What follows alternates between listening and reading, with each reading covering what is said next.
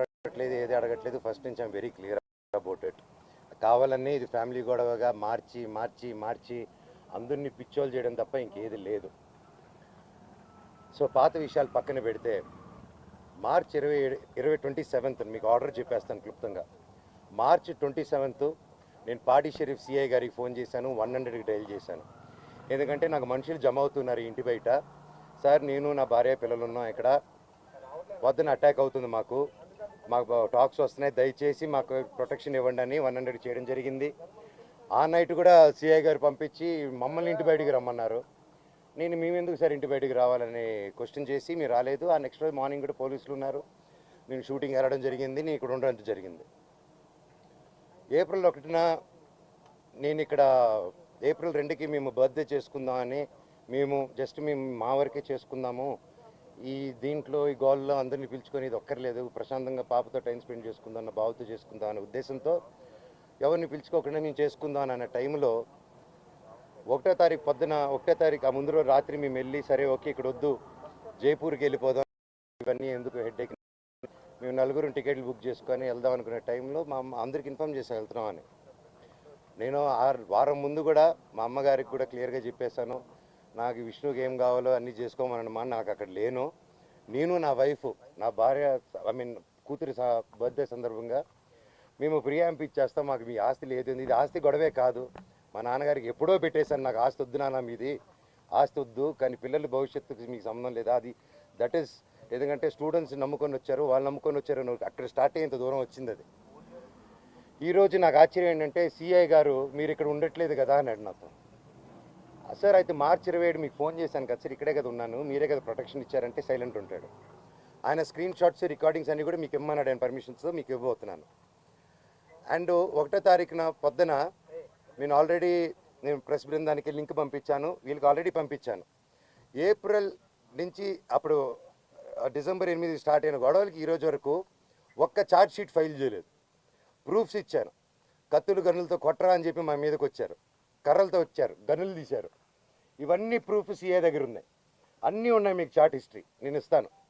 అయినా కూడా ఈరోజు పడలేదు. ఓకే సార్, సార్ కనీసం నా ఇంటికి దౌర్జన్యంగా వచ్చారు, ఆ రోజు పొద్దున్న నేను ఉంటే నా పెట్స్ ఉన్నాయండి లోపల, 3 పెట్స్ ఉన్నాయి, నా రూము అన్నీ నా చిన్నప్పటి నుంచి వస్తువులు, నా పిల్లల వస్తువులు, నా భార్య వస్తువులు. అంటే ఒక మగాడు నేను ఊరిలో ఉన్నప్పుడు లేని ధైర్యం, నేను ఊరు దాటిన వెంటనే జైపూర్కి పాపనెత్తుకొని వీడు పాప బర్త్డే బిజీలో ఉంటాడు, ఈ టైంలో కొట్టొచ్చని కేవలం విష్ణు ప్లాన్ వేసుకొని తెల్లారుజామున ఏప్రిల్ 1 5:40కి ఇదే రోడ్లో ఉన్న కెమెరా సీసీటీవీ, మా ఇంట్లోనే సీసీటీవీలు, వాళ్ళు ఫేమస్ కదా, పోయినసారి గొడవ అయినప్పుడు వాళ్ళు నా మీద కంప్లైంట్ వేసి వాళ్ళే సీసీటీవీ దాచిపెట్టారు. ఇప్పుడు కూడా మీరు వెళ్ళి అడగండి సీసీటీవీ వాళ్ళు ఎంటర్ అయింది ఎవరు, వాళ్ళు ఇస్తే సగం గుండు కొట్టుకుని తిరుగుతాను నేను వీధంతా, వాళ్ళకి సమస్య లేదు ఎవరు మీకు, ఎందుకంటే వాళ్ళు చేసింది దొంగ పని. నంబర్ 1, కమిషనర్ గారు బైండ్ ఓవర్ని క్రాస్ చేశారు, మల్టిపుల్ టైమ్స్ క్రాస్ చేశారు. జనరేటర్లో షుగర్ పోయడం దగ్గర నుంచి, మా వాళ్ళని కొట్టడం దగ్గర నుంచి, వాటర్ పంపులు ఇంటికి కట్ చేయడం పగలు కొట్టడం నుంచి, కరెంటు కట్ చేయండి ఆ ఇంటికి అని చెప్పడం నుంచి, ప్రతి ఒక్కటి ఈ మనోజ్ గారి దగ్గర ప్రూఫ్స్ ఉన్నాయి. వాళ్ళ దగ్గర ఒక్క ప్రూఫ్ మనోజ్ మీద తప్పని చెప్పమనండి, నేను సాక్షాత్ అందరి కాళ్ళ మీద పడి నేను సారీ అడుగుతాను. ఒక్క ప్రూఫ్ చూడుకుని పోనీ నేను ఆస్తి అడిగినట్టే ఒక్క ప్రూఫ్ చూపిమనండి. వాళ్ళు చెప్పేది ప్రతిదీ అబద్ధం. ఏప్రిల్ 1వ తారీఖున దౌర్జన్యంగా 30-40 కార్లు, ఆ వీడియో కూడా ఇచ్చాను మీకు, 30-40 కార్లు ఇదే వీధిలో వచ్చి మా సెక్యూరిటీ గేట్లు దూకి స్టంప్స్లో బూతులు మాట్లాడి నా సెక్యూరిటీని కొట్టి 3 గంటల వరకు బంధించారు లోపల. నేను 100కి చేశా, పోలీసుకి చేశా, సార్ కమిషనర్ గారికి చేశా, డీసీపీ గారితో మాట్లాడారు మా వైఫ్, సార్ ఇలా అయ్యింది, పెట్స్ ఉన్నాయి, అన్నీ పగలగొడుతున్నారు, మా వస్తువులన్నీ లోపల, నా రూమ్ వస్తువులన్నీ పగలగొట్టేశారు, నా బాబు ఫొటోస్, నా పాప ఫొటోస్, చిన్నప్పటి నుంచి ఉన్న వస్తువులు, నా పాప కోసం ఉన్న చిన్న చిన్న నగలు మేము బర్త్డే కోసం కొనుక్కున్నట్టువి ప్రతిదీ పగలగొట్టి ఎక్కడేసారో కూడా తెలియట్లేదు. నా కారు, నా 2016లో కొనుక్కున్న నా కారు టో చేసుకొని ఆల్మోస్ట్ 9 ఇయర్స్ కారు, నాకు చిన్న నేను పాత వస్తువులు అన్నీ ఎత్తి పెట్టుకుని ఉంటానండి, నేను అవే వాడుకుంటూ ఉంటాను, అండ్ నాకు ఆ సోకులు లేవు. అది తీసుకొచ్చి ఆ కారుని టో చేసుకొని తీసుకొచ్చేసి వెళ్ళిపోయి ఆ రోడ్డు మీద వదిలేరు.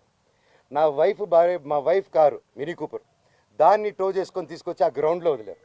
ఆ గ్రౌండ్లో వదిలి అక్కడ ఖర్చీపులు కట్టుకొని రౌడీ షీటర్లు అందరు దిగి దగ్గరుండి దాన్ని టో చేసుకొని మళ్ళీ తీసుకెళ్ళి అక్కడ వదిలేరు.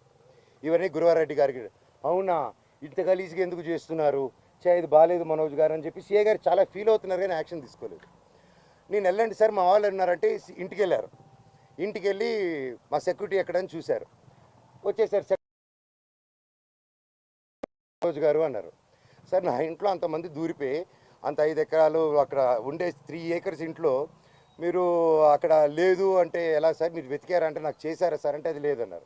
అక్కడ లేరు మనోజ్ గారు, నేను ప్రొటెక్ట్ చేస్తా అన్నారు. ఇది పొద్దునైంది.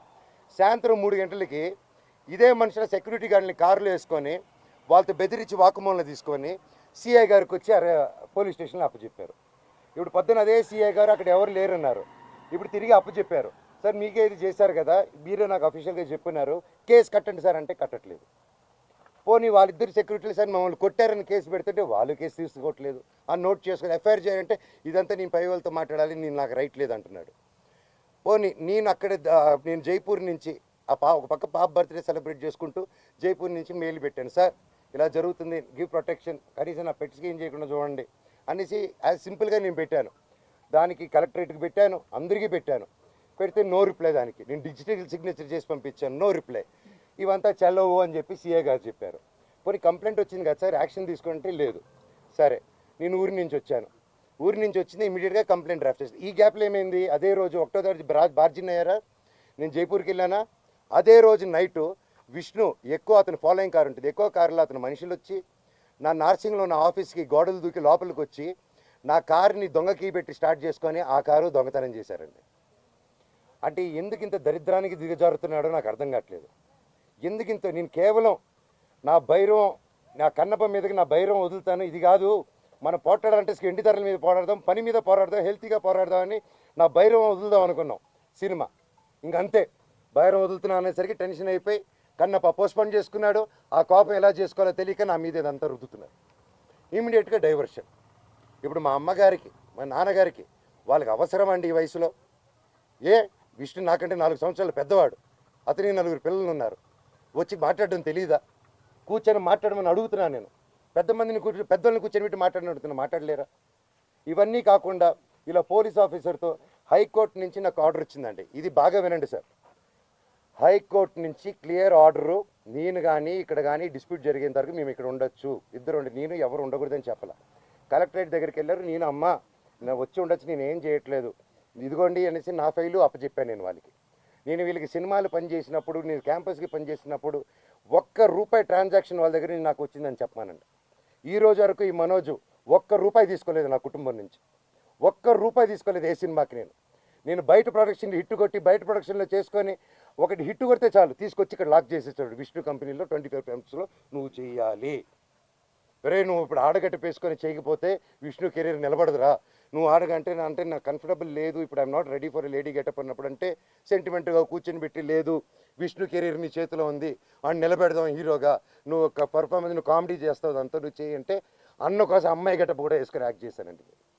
ప్రతిదీ చేశాను, వాళ్ళకి స్టంట్స్ డైరెక్ట్ చేశాను, సాంగ్స్ కంపోజ్ చేసి పెట్టాను, ప్రతి గొడ్డు చాకరీ చేసి పెట్టాను వాళ్ళకి. గ్రాఫిక్స్ నేను గ్రాఫిక్స్ చదువుకుంటే అతను గ్రాఫిక్స్ కంపెనీ పెట్టుకున్నాడు, మా నాన్న థియేటర్ పెట్టుకుంటే ఇతను సమోసాలు అమ్ముకుంటాడు. సో అది ఇతనికి ఉన్న ఇది. It's okay. సో మొన్న ఇప్పుడు coming to the point, high court order ఇచ్చిందండి, మేము ఉండొచ్చు వాళ్ళు ఉండొచ్చు, వీక్లీ వన్స్ పోలీసు రావాలని. వీళ్ళు ఏం చేశారు, లోవర్ కోర్టుకి వెళ్ళి, అండ్ మాకు కేవేట్ వేస్తున్నాం అక్కడ, మీకు అందరికీ తెలిసేది.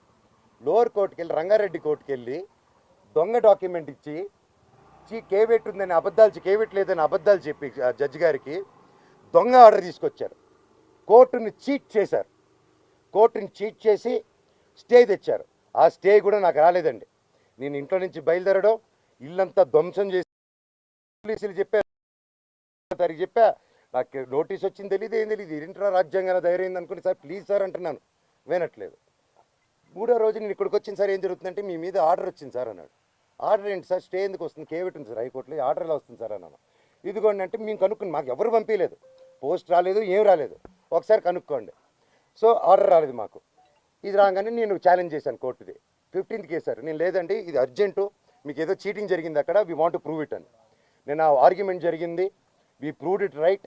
కోర్టులో అక్కడ ఎవరో వీళ్ళు తప్పుదారి పెట్టించి కోర్టుకి చెప్పారు, జడ్జి గారు చెప్పి మమ్మల్ని కోర్టుని చీట్ చేస్తారని తిట్టి అవతల వాళ్ళని కూడా ఈయన మీద వేసిన ఆర్డర్ నేను వెకేట్ చేస్తున్నానని తీసేశారు. సో ఒరిజినల్ హైకోర్టు ఆర్డర్లో ఉంది. ఇప్పుడు నేను ఇక్కడికి వచ్చాను, మా ఇంట్లో ఎవ్వరూ లేరు, మొత్తం anti social elements, rowdy sheeters, police లాఠీలు పెట్టుకొని ఈ అమ్మ ఫోటోలు తీసింది. ఈ అమ్మని ఆపేస్తే మీరు ఎవరు రాలేదు, అమ్మ నా బెండెక్కమ్మ అని చెప్పి ఈ తల్లిని వీడియోలు తీస్తుంది. సిఐ వచ్చారు. సిఐ వచ్చేసి ఈ పాప మీద పట్టుకొని తోయడం, పోలీసులు అందరికీ నేను అడ్డుపడిపోయాను. నా ముందు చేయకండి సార్, నా ముందు చేయకండి అని చెప్పేసి అడ్డుపడిపోయి పెళ్ళు ఇంకో టీవీ ఇంకో ఆయన వచ్చి లాగేశారు. అంటే మోహన్ బాబు గారు ఇంటి దగ్గరికి వస్తే ప్రెస్ అయినా కొడతారు, పోలీసులైనా వచ్చి ప్రెస్ని కొట్టేస్తారు. నాకు కోసం వచ్చి నా వల్ల మీకు అదైనందుకు ఐఎమ్ రియలీ సారీ తల్లి. ఒక అన్నగా నేను ఎప్పుడు ఉంటాను, ఐఎమ్ సారీ. బట్ మీరు అంత గట్టిగా పోరాడారు, నిలబడారు, థ్యాంక్ యూ. తప్పు లేనప్పుడు మిమ్మల్ని ఎందుకు సార్ ఆపుతున్నారు అక్కడ రాకుండా? నేను రమ్మంటున్నాను ప్రెస్ని, నేను ఎక్కడికైనా వచ్చి మాట్లాడుతాంటున్నాను, ఎందుకు ప్రెస్ని రానిట్లేదు? నేను ఒకటే అడిగాను, సార్ హైకోర్టు ఆర్డర్ ఇదిగోండి, మీకు కూడా షేర్ చేసి మీకు హైకోర్టు ఆర్డర్ ఇచ్చాను, లోవర్ కోర్టుది చీటింగ్ చేశారు, కమిషనర్ గారు బాండు, ఇవి 3 ఉన్నాయి, ఇవి చల్లవంటాడు. పోనీ రాసి ఉండంటే మీరు రాయకూడదు అంటారు. పోనీ ప్రెస్కి చెప్పమంటే మేము చెప్పమంటారు. సరే ఏ అధికారంతో నా ఇంట్లో మీ ఇంటికి వెళ్ళేదని మీకు ఆర్డర్ కావాలంటాడు. మీరు ఇంటికి వెళ్ళేదని మీరు ఆర్డర్ తీసుకుంటున్నారా సార్ అని? లేదు మీ నాన్న చెప్పాలి మాకు అంటున్నారు. సార్ అది కోర్టులో ఉంది సార్, మీరు ఎందుకు మా నాన్న మాట వింటున్నారు? మీరు కోర్టు మాట వినాలి కదా సార్ ఏపీ గారు అంటున్నాను. లేదు సిఏ గారు ఏసీపీ గారు లేరు, మోహన్ బాబు గారు చెప్పాలి అంటున్నారు. సార్ ఇది ఎక్కడ సార్? ఇంటి లోపల మా నాన్న లేరు, ఎవరు లేరు, మా పెట్స్ ఉన్నాయి, 25 మంది రౌడీ షీటర్లు ఉన్నారు. నేను డ్రోన్ పంపిస్తాను సార్ చూడండి సార్ అంటే పంపించద్దు, నేను చూడకూడదు. పోనీ నేను ఇక్కడ ఉంటాను సార్, మీరు లోపలికి వెళ్ళిన పెట్స్ నేను కుక్క పిల్లలన్నీ ఇచ్చేయండి సార్, తీసుకెళ్ళిపోతాను. 3 ఉన్నాయి సార్, వాళ్ళు నీళ్ళు పెడుతున్నారు, ఏం పెడుతున్నారు, ఎండాకాలం మేము చూసుకుంటాను సార్, పిల్లల్లా పెంచుకుంటాం వాటిని. మేము నా కారు మీరు వెళ్ళి తండ్రి సార్ దండం పెట్టుకున్నాను, కాలు పట్టుకుంటాను సార్ అన్నాను. నేను కళ్ళల్లో నీళ్ళు వచ్చేసింది, ఆ పెట్స్ వచ్చేసి గేటు సందుల్లో మీకు